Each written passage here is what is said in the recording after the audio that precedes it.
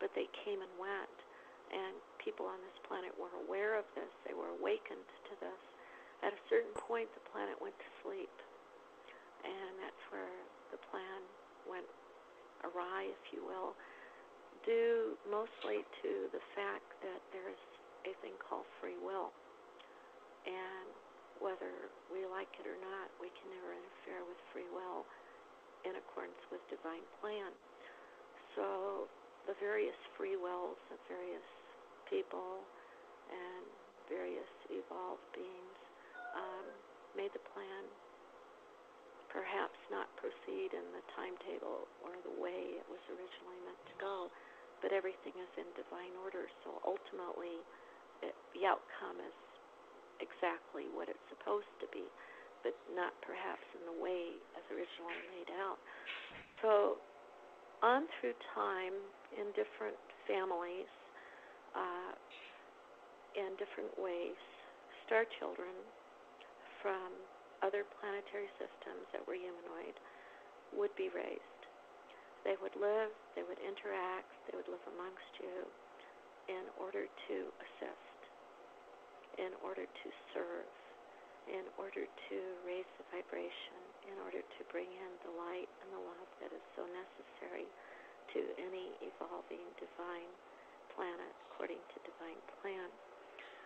So many of the star children that came here, they knew who they were for the most part, but there came a point when things on this planet became very critical. And as we've said, there are many different planetary systems. There's not this one particular one or that particular one. There are more than we could name that are humanoid, and they're not in this dimensional aspect. They're not in the Milky Way galaxy, and that's why there hasn't been the overt contact, that NASA missions or communications or satellites would pick up. But visitations have been made to your planet, constantly checking on how these children were doing, how these families were doing, how Earth was doing, and assisting according to the law of free will, according to universal law, to make certain that things were going well. Well, at a certain point, it was decided that different star races needed to come in to assist in a more powerful way. And this was supposed to basically be done very discreetly, very gently, until an appointed time where a certain number of people on the planet were awakened and aware, which happened after 86. So prior to 86, many of the star children that were here, who obviously by now are, adults, teenagers, older, as well as the new ones coming in, were doing what they were supposed to be doing, as we discussed, raising vibration of the planet, being of service, working many fields, scientists, doctors, researchers, whatever was needed by your planet, helping to introduce new and better ways of doing things. And those that came in this way knew who they were. They did not need to be awakened. They did not need to go into a sleep or meditative channel or be told by someone else, because they were always surrounded by and protected by and in communication with the original star planetary system that they were from. So most of us grew up in good families, no trauma, no abuse, no neglect, because it was chosen that way, that you would not grow up unable to do that for which you came.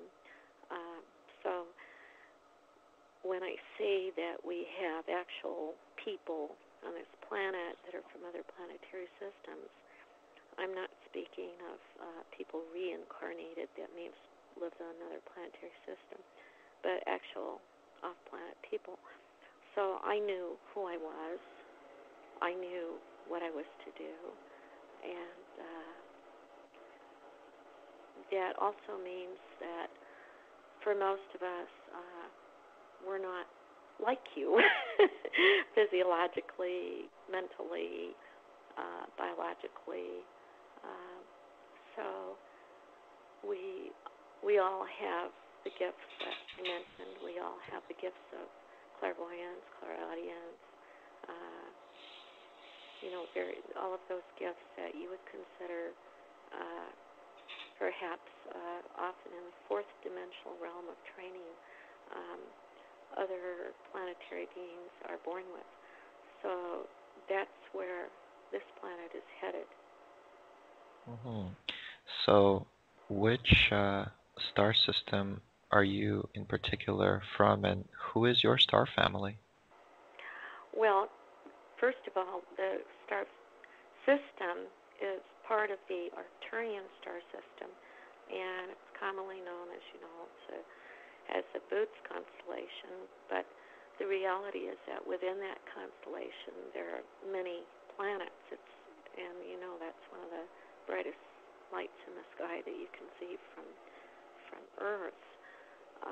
However, you can not see, but people are aware of, and scientists are aware of, the other planets that are around there. So I am from one of the planets that is behind and around the planet that you call Arcturus. So that would be the Arcturian group of people. And that's who I am constantly in contact with. Mm. So do you remember your planet? Do you remember what it looks like, what the people on your planet look like? Those are the photographs I will be bringing you to share. You don't need to. They basically travel interdimensionally, and so we can travel interdimensionally. And there's a constant communication, and I believe if I tried to verbally describe the photos that I have, it would not do them justice. A picture's worth 1,000 words, as they say. Basically, the resemblance is very close to what you would feel comfortable with on your planet in terms of humanoid shape, all right? And they're not horses or insects, they're people. And the men are quite tall, very high forehead, very deep-set, serious eyes. Some of them have dark hair. Some of them have lighter-colored hair. The photographs that I have, that I had great assistance. I had some physicists that have assisted me, and one documentary filmmaker that helped me in the processing. Was able to bring out details of the eyes, the irises, the pupils. The eyes are blue for some of them, and others they are brown. But the blue eyes are very mesmerizing. They're almost like a steel cobalt blue. And as we said, deep set, very high forehead, broad face, very high bridge nose. The women are a little slimmer, and the children, the one child that I have, and I'll bring that photo up, is blonde, very pretty, almost pixie-type face. You can see in the photos a lot of the light, which I've worked on with some physicists, the interdimensional light, which is the gamma rays and ultraviolet rays.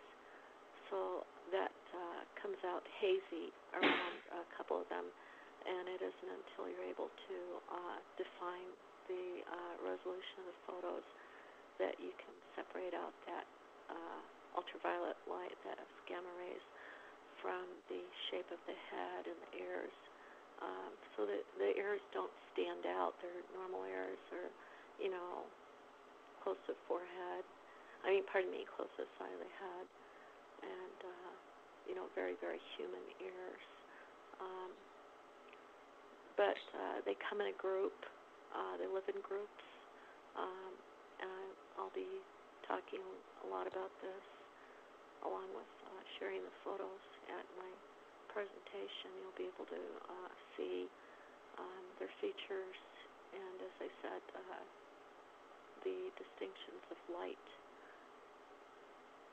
Great.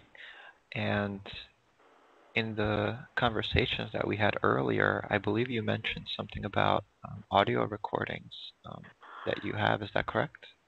Yes. I have to isolate this out. I have it on a computerized device, and this is an audio recording of the off-planet sounds within my home. Now, I hear these all the time. They are at a frequency, and that's why I said we are physiologically different from you. I can hear frequencies that you probably wouldn't hear. A lot of people, more and more people are hearing them, and they don't know what to make of them. There are instruments that can record them for those that cannot hear them. So I had a friend that had some of these instruments, and we were able to bring them into my home and set them up in my living room. And it took several hours, but they were very excited because they were able to record this sound, which is this particular frequency that I've described to you, on this piece of equipment. And then they gave me the sound recording.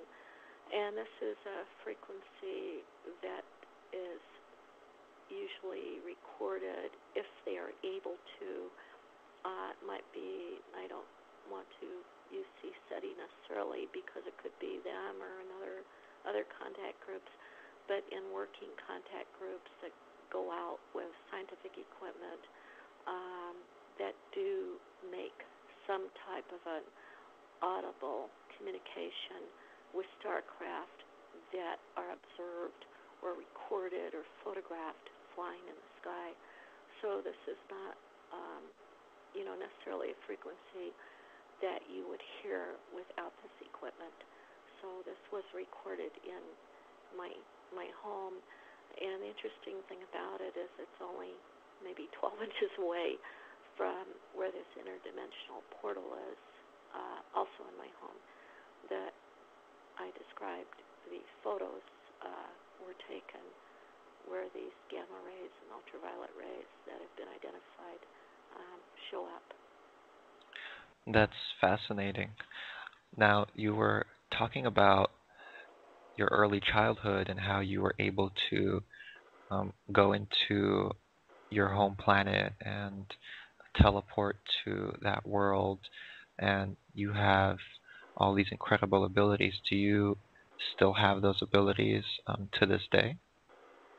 That's a very good question. The answer to that is I have them, but I don't have them where I can arbitrarily use them, say, for example, for show or anything like that, or at any time I want. I do have those abilities, and the photographs you'll see of what an interdimensional transport looks like.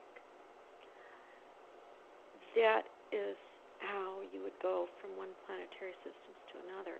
That's something science is still working on, obviously, refining. It's what they would want to do.